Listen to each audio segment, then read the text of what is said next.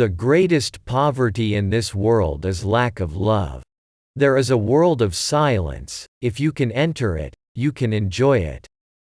A relationship is not shared, it is maintained. Whether it is far or near, when it comes to losing, then the price of gaining is understood. It is true that you cannot become a rose, but it does not mean that you cannot become a thorn.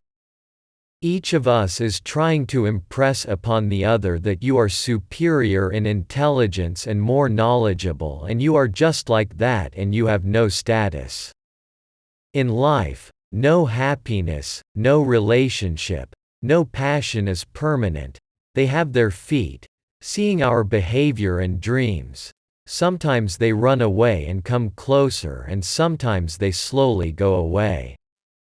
I have learned from few things in my life. No one is faithful except parents. Honor is only money, not human.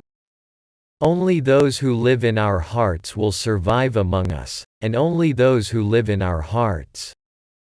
Those who share good and share ease. Life eventually gives up, no matter how much we are pampered by our parents. Everyone likes good things. But when you don't like someone's bad things, understands that I love them. It also happens that God is in the mode of bestowing flowers, and we are sitting stubbornly with only one flower. Everything has a charity, and the charity of the intellect is to tolerate the words of the ignorant. A person who is broken from the inside is of no use to the people outside. Humiliating your ego in front of someone is Hijazi ishq. Crushing your ego in front of many is real love. We look at the small faults of others and do not see our own big faults. Snakes and scorpions are crawling on the body. They don't care, and we are worried about blowing other people's flies. What happens when we see others in pain?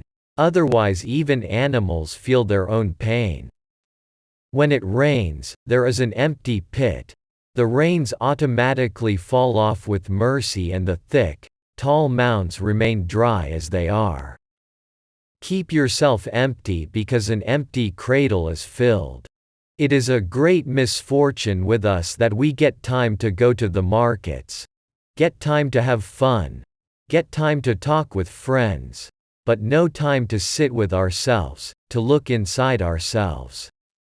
Man is a two-legged animal. One of his feet is raised with tact, and the other foot is lifted by his fate.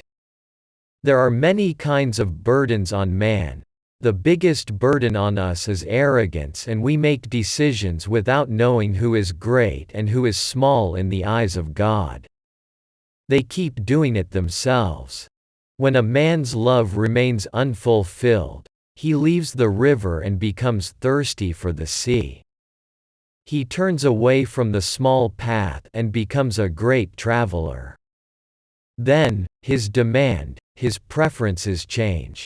When you see a fault in someone, look for it in yourself. If you find it in yourself, remove it. This is real preaching. A soul that is a slave to these pleasures and a prisoner of its desires is like a barren land. Arrogance never allows knowledge to flourish. The knowledge that is not humbled, not destroyed, is just a deception. Doing good deeds, putting pressure in the river.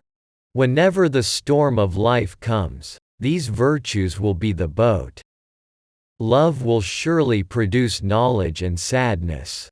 There is no love that does not make you sad. When you stop criticizing a man, stop finding fault with him, he starts to understand you. And like an X-ray, its inner and outer existence comes before your eyes. Let us beautify ourselves, reform ourselves, our kindness to the society will be enough. If you take the name of God without goodness, purity and piety, then God is nothing but a name. If we knew how fast death is moving towards us, we would laugh at our plans. Arrogance never allows knowledge to flourish. The knowledge that is not humbled, not destroyed, is just a deception. Immense love brings a man to his limits. What harm will that religion do to anyone, in which there is a reward even for removing stones from the path? He always bows down, who values relationships. Degrees are actually receipts for educational expenses, and knowledge is what is demonstrated by action. Give to those who are entitled. And give to the unjust beggar. So that we don't stop getting what we are getting from the unjust.